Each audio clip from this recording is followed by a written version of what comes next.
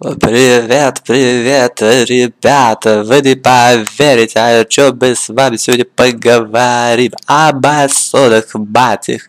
Вы не подумайте, что я какой-то конспиролог. Просто, так сказать, музыкой довела. Иду сегодня по городу, никого не трогаю. Вдруг подбегает пацанёнок, один знакомый. Ну, так сказать, сын родственников одних хороших знакомых, которым я денег дал в долг, они потом не вернули, и я за ними с ножом гонялся. Ну, в общем, замечательные люди. Так вот подбегает Павлушка и говорит: дяденька, дяденька, а кто главный масон на земле?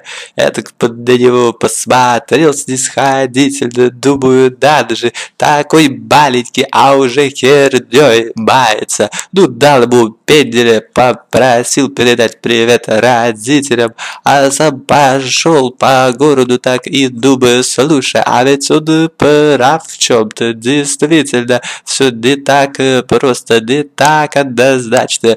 Ведь следуя логике, если масоны существуют, и они действительно управляют этим миром, то должен быть, ну, главный. Потому что когда нам говорят, что там есть разные градусы, уровни, и вообще там коллегиальный орган управления, ну, так называемое сионистское оккупационное правительство, тайная закулиса, да, ну, понятное дело, что их там, допустим, 100 главных человека, ну, Бильдербергский этот клуб, да, потом из этих 100 есть еще, ну, наверное, десяток еще более важных. Ну, наконец, из этих 10 рыцарей, так сказать, круглого стола все равно есть те, которые равнее других, ну, то есть еще человека 3, и вот из этих 3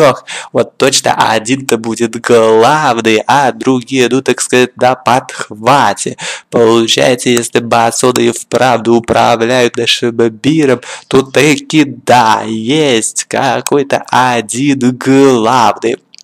Но он так хорошо законспирирован, что мы никогда не узнаем, как же он выглядит. Хотя у меня есть, знаете, еще другая теория. Возможно, это все брехня. И настоящие правители мира намеренно дурят нам голову, чтобы мы забивали свою голову всякой чепухой, гадая, кто там масон, кто иллюминат. А на самом деле мы должны заниматься делом, повышать производительность труда, плодиться в конце концов. Но всего этого мы не делаем, потому что они намеренно забили нам голову ерундой. Вот они такие коварные. Осталось только придумать имя этим нехорошим людям.